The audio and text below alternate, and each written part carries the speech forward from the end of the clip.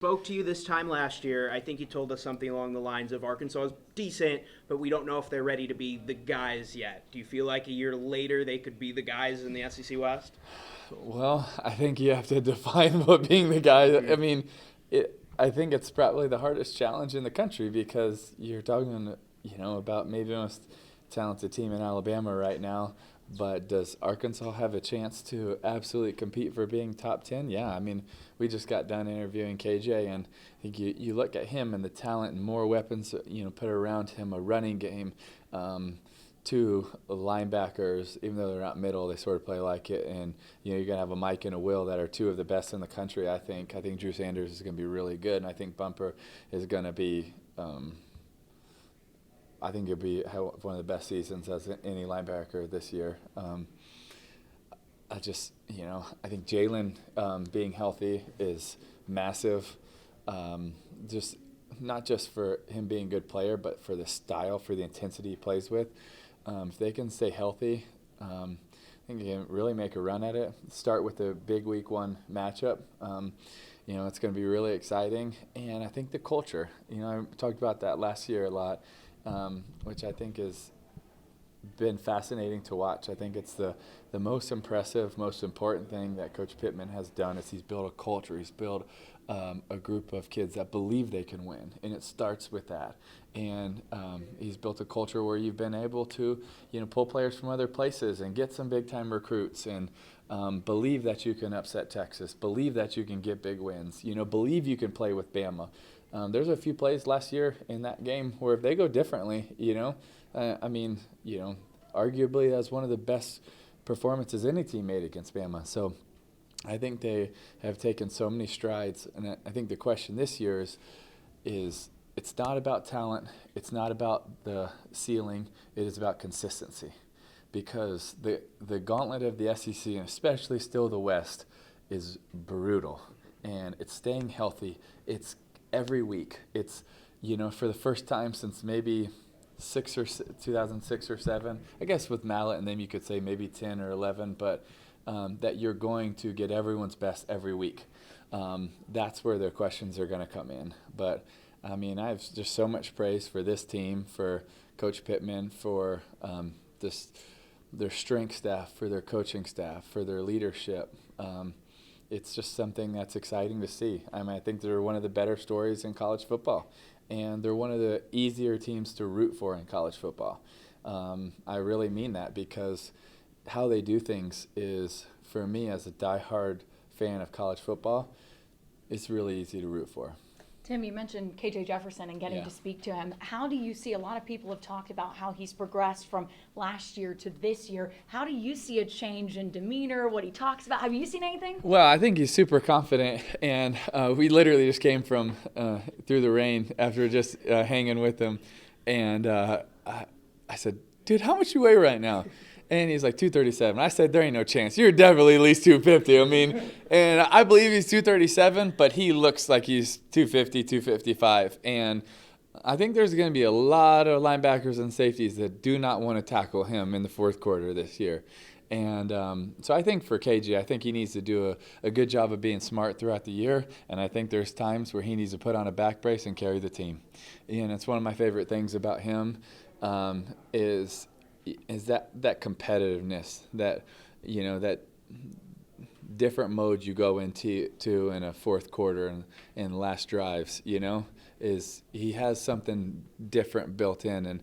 And you know what, for Arkansas to really be successful, there's going to be 4 or 5 games in the fourth quarter where he's got to put on a back brace and carry some of that offense and, run over a few guys and put it in. And I know his favorite player is Cam Newton. And so, and I'm not trying to compare him to Cam Newton. It's very hard to compare anybody to Cam Newton. But, he'll have to, in some of these games, this year, A&M, LSU, Alabama, where he's going to have to make some of those plays for them to win some of those. And it's going to be fascinating because I think they're going to be in so many of those. And now in the fourth quarter, that consistency, do you get it done? Yeah. Do you think he's a top 3 quarterback in the league? Oh, of course you're going to ask me that. I really, and I'm not trying to avoid your question. I think it's a really good question. I think it is totally open for so many people to take that, that next step. I think if you look at Anthony Richardson, he's got the ability to be one of the best in the country. I think if you look at Will Levis, he absolutely has the ability. I think if you look at Hendon Hooker, he has the ability. Obviously, Bryce, he's a Heisman Trophy winner. KJ absolutely has that ability. Will Rogers, absolutely. So I think there's going to be a race, and there's so many other guys I could name. I mean, honestly, I think this is going to be one of the best years in quarterback play in a long time. And some people say, well, they're unproven. But the difference is this group of quarterbacks right now has crazy amount of talent. Like, KJ's talent, his ability to run and throw the deep ball and run like that, that's a difference maker. Anthony, his ability, Hendon Hooker, his ability. So many of these guys, their talent level is crazy. And that's what's going to be exciting. Now, how do you stay healthy? How do you make wise decisions? And then how do you play in the fourth quarter? To me, that will be the difference maker. But every one of those guys has a chance to go to, 2, 3, 4, however they figure out. And, until someone can sort of knock them off, I probably have Bryce as one. But I think there's a lot of guys that can, compete in this league at a very, very high level. You mentioned playing smart and staying healthy for KJ, but you know what it's like to both run and throw, be involved in pretty much every play. How do you do that? I don't know if I always did that the smartest way, but for KJ though, how do you do that the smart way? How do you know when to take a risk, but you're going through the whole SEC West, you got to stay healthy. I think it's based on discernment, decision making, and in the moment, right? When our team, we got to get it going, all right? KJ's got to know that it's not going well. If they go the first few drives, 3 and out, Cincinnati's got momentum. I got to make a play. I got to turn the tide a little bit, right? And you get it going. But if they're up 14, that's also a time, okay, well, maybe I don't have to put my body on the line. Games where they're pulling away, but there's going to be the fourth quarters, the second halves, especially in SEC West competition where, for this offense to succeed at the highest level, he's going to have to do that. And I think that's knowing the balance and knowing the situation. And also, knowing if you're being able to hand it off and get it out of your hands fast, then continue to do that. But if that's not working, all right, I got to know, I got to change the momentum. And he has the ability to do that. And not everybody does, And it's fun when you can make a decision of the will to go do that. And that's something he can. But it's also, bodies only take so much. Tim, a big conversation of the offseason has been the loss of Traylon Burks, and what is this wide receiver room going to look like for Arkansas? It's great. Yeah, it's a great question. That's why I'm asking you. Have you seen anything? Have you been able to talk to any of those guys, or what do you think KJ is going to have in weapons this year? I think he's going to have a lot of talent, and maybe more overall talent, from a group, just athleticism.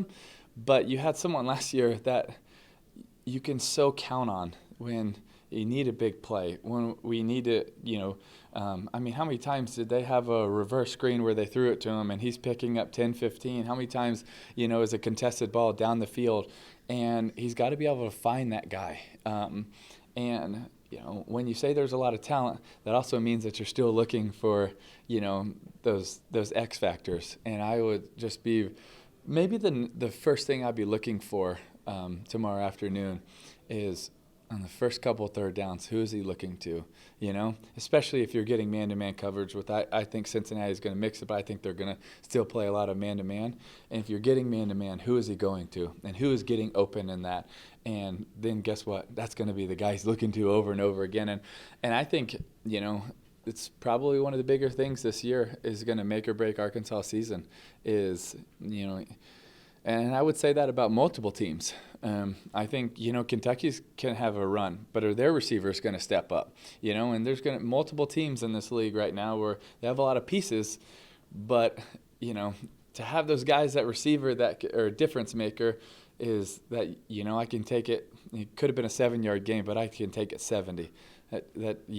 It's going to light up the scoreboards and light up the fans, and that changes everything.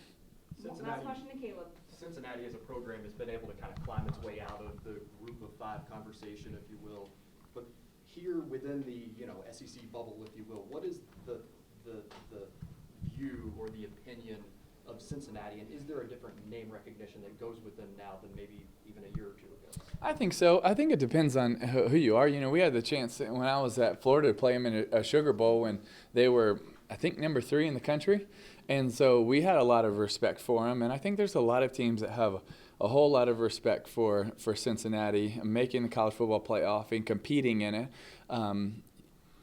You know, I think that the respect level is there. So I think, you know, I think Arkansas goes in respecting them. It's gotten a lot of hype. I think that helps. Coach Fickle has done a great job. Never want to take anything away. So I think they have a lot of respect. You know, but the reality is they lost a lot of really good players and that have played a lot of football. And now you have to replace those players week 1. And I think that's the hard thing for Cincinnati. I think they're going to have another good season.